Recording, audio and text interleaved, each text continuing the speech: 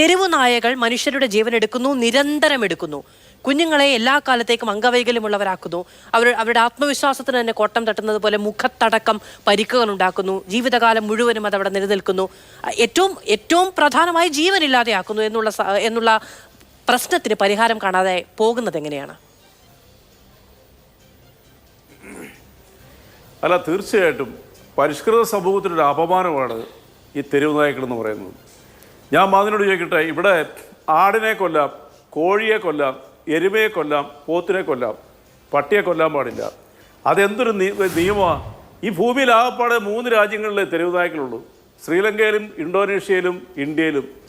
മറ്റ് 2 രാജ്യങ്ങളിലും ഇതിനൊരു പരിധിയുണ്ട്. ഏതെങ്കിലും ഒരു നായ ആക്രമിച്ചിട്ടുണ്ടെങ്കിൽ അതിനവിടെ നിയമം കർശനമാണ്. ഇന്ത്യ മഹാരാജ്യത്ത് ഒരു പട്ടിയെ കൊല്ലാൻ പാടില്ല. നിങ്ങൾക്ക് പേയളകി ഒരു പട്ടിയെ കൊന്നാൽ നിങ്ങളുടെ പേരിൽ വേണമെങ്കിൽ നിയമം എടുത്ത് നടപടി സ്വീകരിക്കാം. ഞാനൊരു ഉദാഹരണം പറയാം. ഈ കളമശ്ശേരി എന്ന് പറഞ്ഞ സ്ഥലത്ത് ഒരു 3 വർഷം മുമ്പ്, അത് മാധു ഞാനും ആ വിഷയത്തിൽ ചർച്ചയ്ക്കിരുന്നിട്ടുള്ള 40ഓളം പട്ടികളെ അവിടുത്തെ സാമൂഹ്യ സേവകർ വന്ന് ഒരു വണ്ടിയിൽ എടുത്ത് കൊണ്ടുപോയി ഷെൽട്ടർ ഹോമിൽ അടച്ചു. ഈ നായ് സ്നേഹികളായ കുറേ ആളുകൾ ഇറങ്ങി പ്രശ്നം ഉണ്ടാക്കി. അവസാനം പോലീസിന് അവരുടെ പേര് നടപടി സ്വീകരിക്കേണ്ട വന്നു. ഈ നാട്ടിലെ കുഞ്ഞുങ്ങളെ കൊന്നാലും ഈ നാട്ടിൽ പട്ടിയുടെ അനുവാദത്തോടുകൂടി പുറത്തിറങ്ങേണ്ട സാഹചര്യം വന്നാലും ഇവരെ പോലെ കുറേ ആളുകളുണ്ട് ഈ നാട്ടിൽ. കാരണം എന്തുകൊണ്ടാണ്? കേന്ദ്ര സർക്കാരിൻ്റെ ഒരു നിയമം തെരുവ് പട്ടിയെ കൊല്ലാൻ പാടില്ല.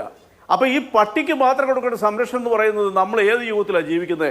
ഇവിടെ ABC സംവിധാനത്തെക്കുറിച്ച് എൻ്റെ പ്രിയപ്പെട്ട സുഹൃത്ത് വി രാജേഷ് പറഞ്ഞു. ഞാൻ അതിനോട് 100% അംഗീകരിക്കാം. വന്ധ്യംകരണം ഇതിനൊരു ശാശ്വത പരിഹാരമല്ല. വന്ധ്യീകരണം ശാശ്വത പരിഹാരമല്ലാത്തതിൻ്റെ പേരിലാണ് 1955 നെതർലാൻഡ്സിൽ ലോകത്തിൽ ആദ്യമായിട്ട് പട്ടി തെരുവുനായെ നിരോധിച്ചത്. നെതർലാൻഡ്സ് എന്ന് പറഞ്ഞാൽ ഹോളണ്ടിൽ ആദ്യമായിട്ട് നിരോധിച്ചത്. പിന്നീട് ലോകം മുഴുവനെതിരെ നിരോധിച്ചു. അത് തന്നെയുമല്ല, ഇവിടെ വേറെ പ്രശ്നമുണ്ട്. ഇവിടെ നമ്മുടെ നാട്ടിൽ കേരളത്തിലെ പോലെ പട്ടികൾ പെരുകുന്ന ഒരു നാട് വേറെ എവിടെയുണ്ടോ? നിങ്ങൾ തമിഴ്നാട്ടിലേക്ക് പരിഹാരം എന്താണ്? ഇങ്ങനെ ഒരു പ്രശ്നമുണ്ട്. നമുക്ക് തെരുവുനായയെ കണ്ടെടുത്ത് വെച്ച് വെടിവെച്ച് കൊല്ലാനോ അല്ലെങ്കിൽ കൊന്നുകളയാനോ തല്ലിക്കൊന്നുകളയാനോ നിയമമില്ല. പക്ഷേ പരിഹാരം ഉണ്ടാകണമല്ലോ. നിയമമില്ലാത്തിടത്ത് മറ്റെന്തു ചെയ്യാൻ കഴിയും? ഇതിപ്പോ നമുക്ക് നിലവിൽ നിയമം നിഷ്കർഷിച്ചിട്ടുള്ള ഒരു പരിഹാരം എന്ന് പറയുന്നത് അതിന്റെ വന്ധ്യംകരണം, അല്ലെങ്കിൽ ഇപ്പൊ പേ പിടിച്ച പട്ടിയെ വന്ധ്യംകരിച്ചത് കൊണ്ട് അത് ആളുകളെ ആക്രമിക്കാതിരിക്കില്ല. പക്ഷെ ചെയ്യാൻ കഴിയുന്നത് ഇതിന്റെ ബർത്ത് കൺട്രോൾ അത് നടപ്പിലാക്കി കാലക്രമേണ ഇതിന്റെ ശല്യം കുറയ്ക്കുക എന്നുള്ളതാണ്. പക്ഷെ അത് നടപ്പിലാകുന്നില്ല. അതിനുവേണ്ടി പല കെട്ടിടങ്ങൾ കെട്ടിയിടുന്നു. അത് പിന്നീട് സാമൂഹ്യ വിരുദ്ധരുടെ കേന്ദ്രമായി മാറുന്നു. അത് അടച്ചിടുന്നു. അവിടെ പട്ടികൾ പെറ്റുപെരുകുന്നു. ഈ അവസ്ഥയിലാണ് മുന്നോട്ട് പോകുന്നത്. കാര്യങ്ങൾ ചെയ്യാൻ കഴിവുള്ള കാര്യങ്ങളെങ്കിലും കൃത്യമായി ചെയ്യണ്ടേ? അല്ല, അത് ഒറ്റ മറുപടിയേ ഉള്ളൂ. നിയമം മനുഷ്യന് വേണ്ടിയിട്ടുള്ളതല്ലേ? മനുഷ്യന് അപകടകരമായ രീതിയിൽ ജീവനെ ശല്യം ചെയ്യുന്ന ഏത് നിയമമുണ്ട് ആ നിയമം എടുത്ത് മാറ്റണം. ആ നിയമം കാലാനുസൃതമായിട്ട് പരിഷ്കരിക്കണം. അന്ന് കളമശ്ശേരിയിലെ വിഷയത്തിൽ മേനകാന്തി ഇടപെട്ടു. അവർ പാരിശ്രമിക പ്രസ്ഥാനം നടത്തി. അവർക്കെതിരെ നിയമ നടപടി വേണമെന്ന് പറഞ്ഞുകൊണ്ട് ഞാനൊരു കാര്യം ചോദിക്കട്ടെ. ഇവിടെ ഷെൽട്ടർ ഹോംസിനെ കുറിച്ച് പറഞ്ഞു. കേരളത്തിൽ ആദ്യമായിട്ട് പട്ടിക്ക് വേണ്ടി ഏറ്റവും മനോഹരമായിട്ടുള്ളൊരു ഷെൽട്ടർ ഹോം ഉണ്ടാക്കി എവിടെയെന്നറിയോ? പാലാ മുനിസിപ്പാലിറ്റിയിലാണ്. 3 പട്ടിയെ കൊണ്ടിട്ട് നാട്ടുകാർ വളഞ്ഞു. ഇനി മേലിലൂടെ ഇടാൻ പാടില്ല, ഞങ്ങൾക്ക് ശല്യമാണെന്ന് പറഞ്ഞു. അതുപോലെ തന്നെയാണ് മുളന്തുരുത്തി എന്ന് പറഞ്ഞ സ്ഥലത്ത് മനുഷ്യർ അവിടുത്തെ പഞ്ചായത്തിലാണ് കൂടി ആളുകൾ താമസിക്കുന്നതിനടുക്കുള്ള ഒരു ഷെൽട്ടർ ഹോം പണിതു. നാട്ടുകാർ പ്രശ്നം ഉണ്ടാക്കി. ഇനി മറ്റൊന്ന് ഏറ്റവും വലിയ ഗതികേടതല്ല, ഇനി വന്ധീകരിക്കണമെന്ന് വെച്ചു. അത് പ്രായോഗികമല്ലെന്ന് നമുക്ക് വളരെ വ്യക്തമായിട്ട് അറിയാം.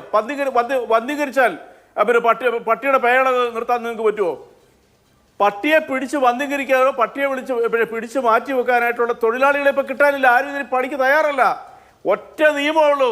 ഇവിടുത്തെ MP-മാർ ശക്തമായ പ്രശ്നം എടുത്ത് ബഹുമാനപ്പെട്ട വി രാജേഷെ ഉള്ളവരെ പോലെയുള്ള രാഷ്ട്രീയ നേതാക്കന്മാർ ഇവിടുത്തെ MP-മാരും നമ്മുടെ സർക്കാരെല്ലാം മുൻകൈ എടുത്ത് കേന്ദ്ര സർക്കാരിനെ കൊണ്ട് ഈ അപരിഷ്കൃത ശമ്പളം കൊടുക്കുക, ABC കേന്ദ്രങ്ങൾ കൃത്യമായി പ്രവർത്തിക്കുക തുടങ്ങിയ കാര്യങ്ങൾക്ക് ഫണ്ട് അലോക്കേറ്റ് ചെയ്യുന്നത് എവിടെ നിന്നാണ്? ഇവരെ ജോലിക്കെടുക്കുക, അവർക്ക് ശമ്പളം കൊടുക്കുക, 200 രൂപ കൂട്ടിക്കൊടുക്കാനുള്ള തീരുമാനം എടുത്തതിന് ശേഷം അത് നടപ്പിലായിട്ടില്ല. പലരും ജോലി ഉപേക്ഷിച്ച് വാർക്കപ്പണിക്ക് പോകുന്ന അവസ്ഥയാണ്. അങ്ങനെയുള്ള ആളുകളെ പറ്റി നമ്മൾ കഴിഞ്ഞ 2 ദിവസങ്ങളായി വാർത്തകൾ കൊടുത്തുകൊണ്ടിരിക്കുന്നുണ്ട്. അവർക്ക് പൈസ കൊടുക്കാതെ നിങ്ങൾ പോയി പട്ടിയെ പിടിക്കാൻ പറഞ്ഞാൽ ചെയ്യില്ലല്ലോ. മാധു, ഞാനൊരു കാര്യം ചോദിക്കട്ടെ. 3 മാസം, ഒറ്റ മാസത്തിനുള്ളിൽ നമ്മുടെ 3 കുഞ്ഞുങ്ങൾ കേരളത്തിൽ പേവിഷബാധയേറ്റ് മരിച്ചു. ഹൃദയം താഴ്ന്നു പോയില്ല. ആ കുഞ്ഞുങ്ങൾക്ക് ഒരു മുത്തം കൊടുക്കാൻ പോലും മാതാപിതാക്കൾക്ക് പറ്റിയില്ല. ഇതൊക്കെ ഈ കേരളത്തിലെ അല്ലെങ്കിൽ ഇന്ത്യയിലെ മനുഷ്യരുടെ മനസ്സിനല്ലേ വേദനിപ്പിക്കുന്നത്? അങ്ങനെ ഒരു നിർകൃഷ്ട ജന്തുവിനെ ഇവിടെ സ്വൈരവികാരം നടത്താനായിട്ട് അനുവദിക്കുന്നവരല്ലേ തെറ്റുകാർ? നിങ്ങൾ ആദ്യം അതെന്താ ചർച്ച ചെയ്യാത്തത്? 1 മണിക്കൂർ സമയമാണ്.